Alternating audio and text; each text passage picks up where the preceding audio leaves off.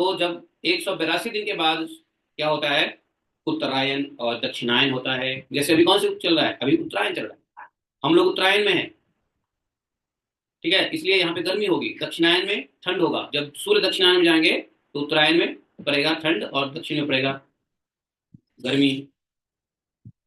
तो ये आयन कहलाया।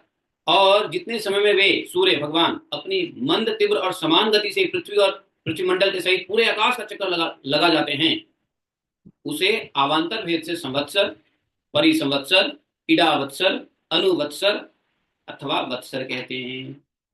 इस प्रकार सूर्य के किरणों से 1 लाख योजन ऊपर चंद्रमा है। सूर्य के किरण से 1 लाख योजन ऊपर चंद्रमा है। अच्छा, योजन योजन बार बार आप लोग सुन रहे हो, योजन का मतलब क्या है बताओ? एक योजन कितना होता है? एक योजन होता है 8 माइल, लगभग लगभग 8.08 माइल्स को एक योजन कहते हैं। अब 1 लाख योजन है तो कितने माइल्स हो गए बताओ? मल्टीप्लाई कर सकते हैं? नहीं। तो यहां पर 1 लाख योजन ऊपर चंद्रमा है। सूर्य के किरणों से 1 लाख योजन ऊपर चंद्रमा है, और उसकी चाल बहुत तेज है, इसलिए सब नक्षत्र से आगे रहता है चंद्रमा। यह सूर्य के 1 वर्ष के मार्ग को 1 महीने में, और 1 महीने के मार्ग को 2.25 दिन में ही कंप्लीट कर लेता है, और एक पक्ष के मार्ग को एक ही दिन में तय कर लेता है। सूर्य से तेज गति है चंद्रमा की। यह कृष्ण पक्ष में क्षीण होती हुई कलाओं से पितृगण के, और शुक्ल पक्ष में बढ़ती हुई कलाओं से देवताओं के दिन रात का विभाग करता है।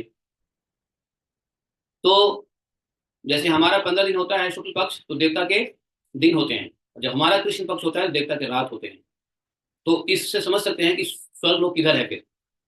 जब पृथ्वी पे शुक्ल पक्ष चलता रहता है तो देवताओं के दिन होते हैं स्वर्ग लोक में। तो मैथमेटिक्स लगाओ तो पता चल जाएगा कि स्वर्ग कितने दूरी पे है। उसकी गति और समय पता है तो डिस्टेंस पता चल जाता है ना। भाई जब स्पीड पता है और टाइम पता है तो डिस्टेंस निकल जाएगा।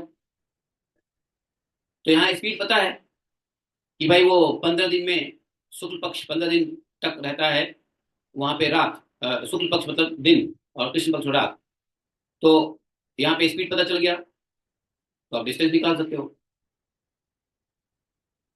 तो ये सब वो लोग करें जो ज्योतिष में